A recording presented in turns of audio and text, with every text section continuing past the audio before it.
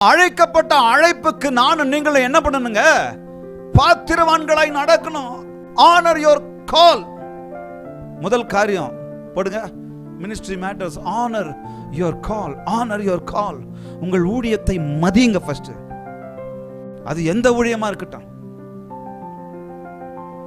கவனிக்கிறீங்களா? எந்த ஊழியமா இருக்கட்டும், ஊழியத்தை மதிக்க கத்துக்கணும். ஃபர்ஸ்ட் ஊழியத்தை மதிக்க கத்துக்கணும். எனக்கு கொடுக்கப்பட்டிருக்கிற ஊழியம் மேன்மை என்பதை நான் புரிந்து கொள்ள வேண்டும்.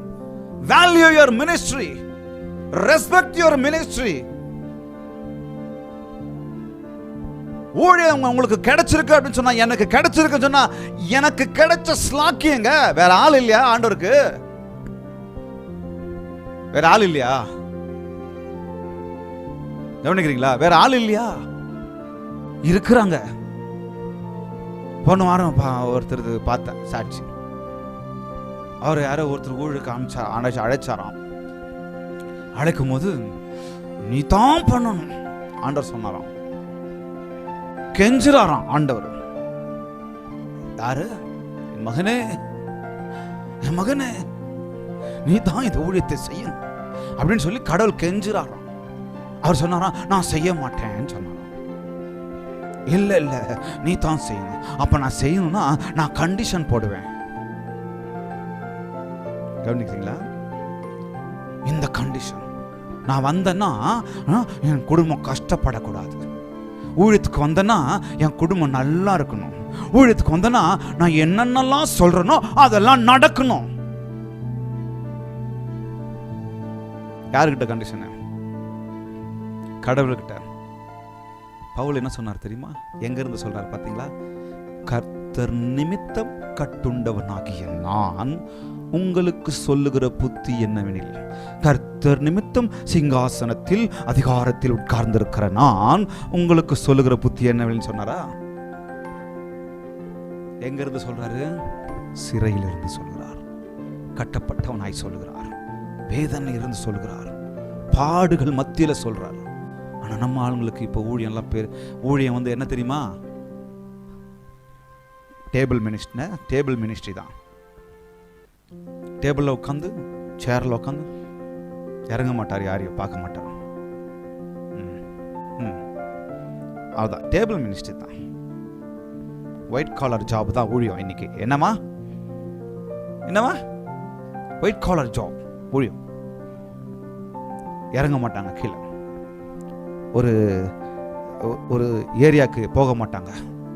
மேலே மட்டும் பிரசங்கத்துக்கு மாத்திரம் நான் ஊழியக்காரன், நான் நல்ல பிரசங்கி, நான் நல்ல பாடகன், நல்ல பாடகி.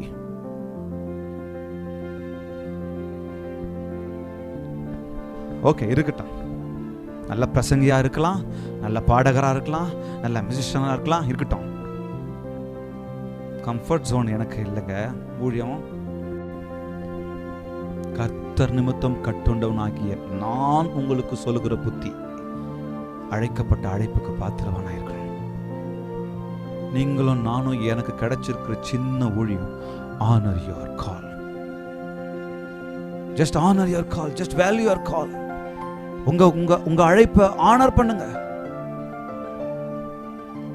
ஒவ்வொருவரும் நம்முடைய ஊழியத்தை மதிக்கணும்.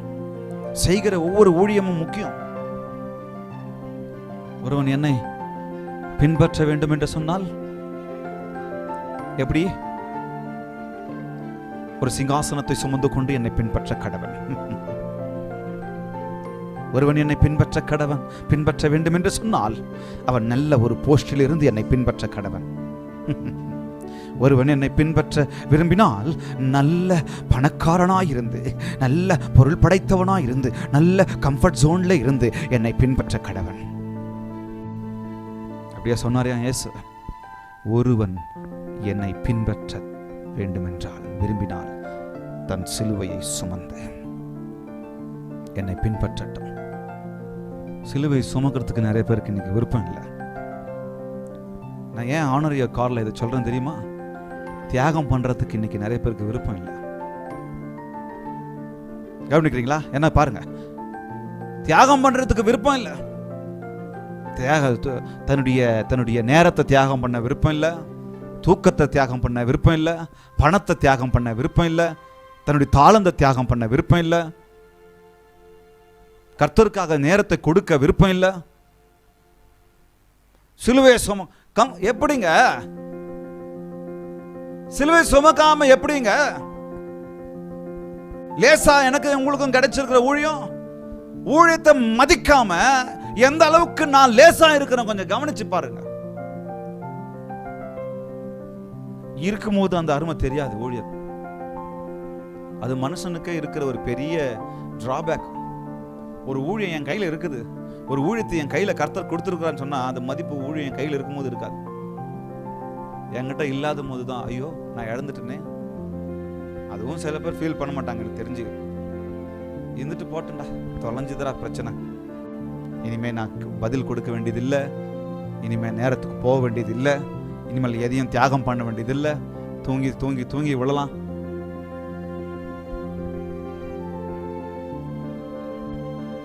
சில வருஷத்துக்கு முன்னாடி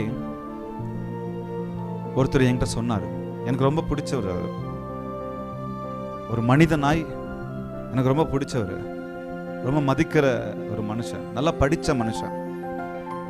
நான் நினைக்கிறேன் இப்போ கூட அவர் படிச்சுக்கிட்டு இருக்காருன்னு நினைக்கிறேன். அவர் என்கிட்ட சொல்றாரு, உங்களுக்கு கவனிங்க, என்ன உங்களுக்கு நிறைய விஷயம் தெரிஞ்சிச்சுன்னு சொன்னா அதை வெளியே காமிச்சிக்க கூடாதான். கவனிக்கிறீங்களா? எனக்கு நிறைய விஷயம், எனக்கு இந்த வேலை தெரியும், எனக்கு அந்த வேலை தெரியும், எனக்கு கம்ப்யூட்டர் தெரியும், எனக்கு டைப்பிங் தெரியும், எனக்கு மியூசிக் வாசிக்க தெரியும், எனக்கு பாட தெரியும், எனக்கு அது தெரியும், எனக்கு இது தெரியும் அப்படின்னு சொன்னால் வெளியே காமிச்சிக்க கூடாதான். எனக்கு எல்லாம் தெரியும் அப்படின்றத சொல்லிக்க கூடாதான், தெரிவிச்சிடக்கூடாதான். ஏன்? ஏன்னா உங்களை எல்லாத்துக்கும் யூஸ் பண்ணிக்குவாங்களாம். எனக்கு கொடுத்த அட்வைஸ் அது. ரொம்ப பல வருஷத்துக்கு முன்னாடி கொடுத்த அட்வைஸ். ஆனா நான் சொல்லட்டுமா, ஒரு தேவ ராஜ்யத்தில் இருக்கிறவங்க வெளியில எப்படியா அது எனக்கு தெரியாது, நான் வெளியிலயும் அப்படிதான் செய்வேன். ஆனா தேவ ராஜ்யத்துக்கு ஒன்னு 1 மைல் தூரம் ஓட சொன்னா 2 மைல் தூரம் ஓடு. எனக்கு என்னென்ன தாளந்து இருக்கோ எல்லாமே கர்த்தர் கொடுத்ததுங்க, அது என் கர்த்தருக்கே நான் கொடுக்கணுங்க. எனக்கு என்னென்ன வேலை தெரியுமோ எல்லாம் கர்த்தர் கொடுத்த விஷயம், எல்லாம் கர்த்தர் கொடுத்த திறமை, எல்லாம் கர்த்தர் கொடுத்த பலன், என் கர்த்தருக்கே எல்லாத்தையும் நான் கொடுப்பேன். எல்லா வேலையும் எல்லா விஷயத்தையும் இழுத்து போட்டு நான் செஞ்சிருக்கிறேன். அவர் சொன்ன பிறகும் சொல்றதுக்கு முன்னாடி செஞ்சேன். அதனால அதை பார்த்துட்டு சொல்றாரு, ஏன்னா நான் ரொம்ப ஸ்ட்ரெஸ்ஸாக ஃபீல் பண்ணேன், எல்லா வேலையும் கஷ்டமாக ஆயிடுச்சு, என்னால் முடியல. ஆனால் அது வேதனையாக ஃபீல் பண்ணல, அது முடிக்க முடியாத ஒரு சூழ்நிலை. அப்போ அவர் என்ன சொல்றாரு, ஆனால் நான் அந்த அட்வைஸ் நான் ஏற்றுக்கல.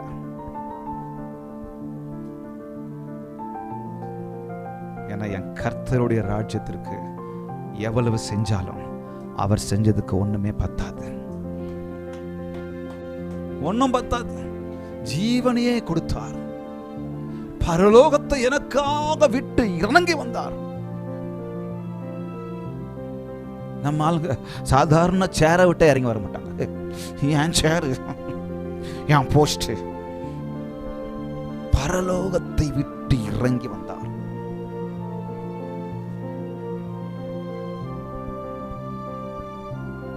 நான் சொல்றேன், உங்களுக்கு வாசிக்க தெரியுமா? உங்களுக்கு பாட தெரியுமா? பிரசங்கிக்க தெரியுமா? பெருக்க தெரியுமா? வாலண்டியரிங் பண்ண தெரியுமா? மீடியா தெரியுமா? கம்ப்யூட்டர் தெரியுமா? இன்னும் பல ஊழியங்கள் உங்களுக்கு தெரியுமா? வேலை தெரியுமா? எல்லாத்தையும் கர்த்தருக்காக பயன்படுத்த ஒப்புக்கிடுங்க. பரவாயில்ல, யூஸ் பண்றாங்களா, பண்ணிக்கிட்டோம். சில தவறான ஆட்கள் யூஸ் பண்றாங்களா, பண்ணிக்கிட்டு போட்டோம். உங்களுக்கு அனுபவத்தை கர்த்தர் கொடுப்பார், எனக்கு அனுபவத்தை கொடுப்பார். ஏன் நானும் நீங்களும் வாழ்றது ஒரு வாழ்க்கை, அது கர்த்தர் ராஜ்யத்திற்காக ஒவ்வொரு காரியமும், ஒவ்வொரு செயலும், ஒவ்வொரு வேலையும், ஒவ்வொரு தாளந்தும் கர்த்தருக்காக பயன்படுத்தப்படட்டும். பரவாயில்ல, என்னை யார் எப்படி யூஸ் பண்ணினாலும் பரவாயில்லங்க.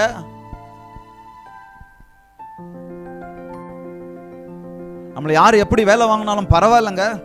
யாருக்காக வேலை வாங்குறாங்க? எதுக்காக வேலை வாங்குறாங்க? சர்ச்சுக்காக தானே, சபைக்காக தானே. சில சமயங்களில் நான் ஊழியம் செஞ்சுக்கிட்டு இருக்கும்போது, ஆரம்ப கால ஊழியத்தில் செய்யும் போது நைட் 2 மணிக்கு போவேன். எத்தனை எண்ணிக்கை? நைட் 2 மணிக்கு சனிக்கிழமை நைட் வீட்டுக்கு வருவேன். அது சனிக்கிழமை கணக்கு வராது, ஞாயிற்றுக்கிழமை கணக்கு தான் வரும். எங்கள் அம்மா சாட்சி, திருமணமானவருக்கு மனைவி சாட்சி. சபை சபை சபை, சர்ச்சுன்னு விழுந்து கடந்தோம். இழுத்து போட்டுங்க எல்லாத்தையும் செஞ்சோம். அதுக்கேற்ற கணம் கிடைச்சதா இல்லையா அதெல்லாம் ரெண்டாவது. எல்லாத்தையும் இழுத்து போட்டு செஞ்சங்க.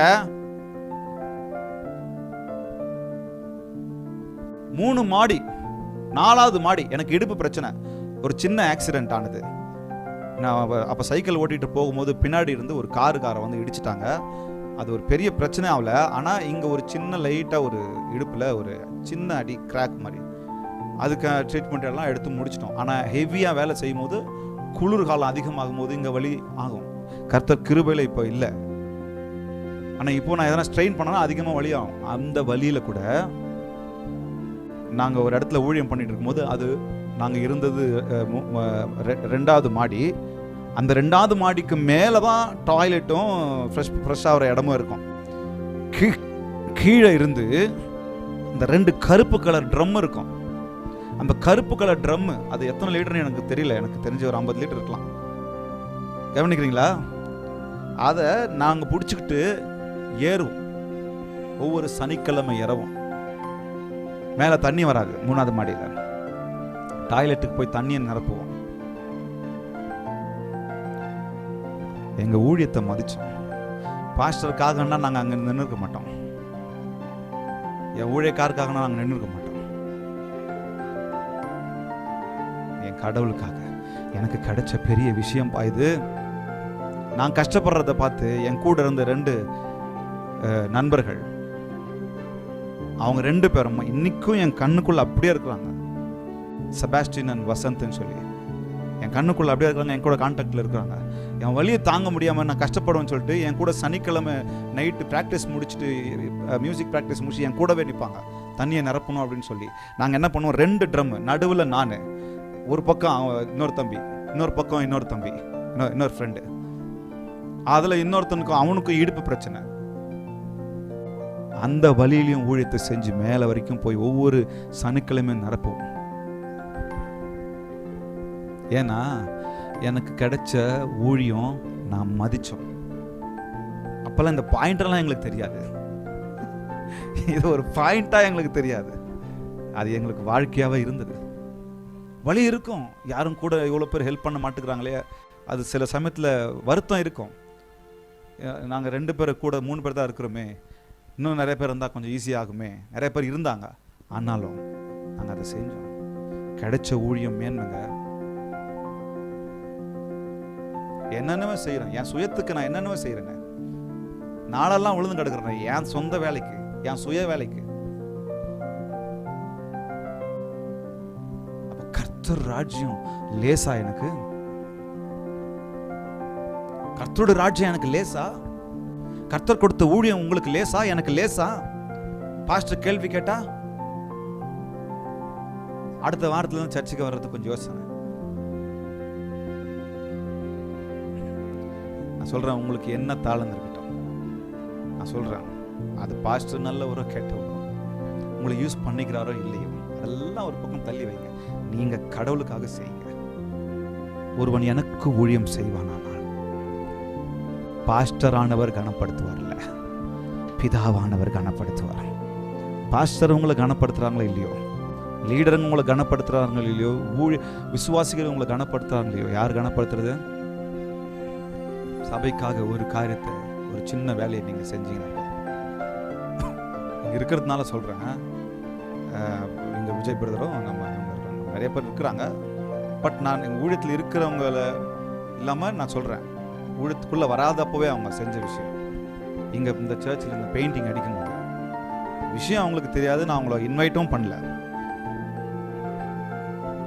பெயிண்ட் அடிக்கணும் 3 நாள் 4 நாள் வேலைங்க. இங்கே பார்க்கறது தான் இது ஏதோ குறைவாக இருக்குது. எடுக்க ஆரம்பித்தா என்னடா அது இவ்வளோ விஷயம் இருக்குதான்னு ஆகாது நம்மளுக்கு. நம்ம எடுத்து க்ளீன் பண்ண ஆரம்பிக்குமோ அவங்களுக்கு விஷயம் எப்படியே தெரிய வந்து ஒரு நாள் முழுக்க இங்கே வந்து விழுந்துட்டாங்க. இத்தனைக்கும் சாயங்காலம் வெளியே ஊருக்கு போகிறவங்க, இந்த வேலை தான் செய்யணும், அந்த வேலை தான் செய்யணும், அதெல்லாம் கிடையாது. Value your ministry, honour your ministry.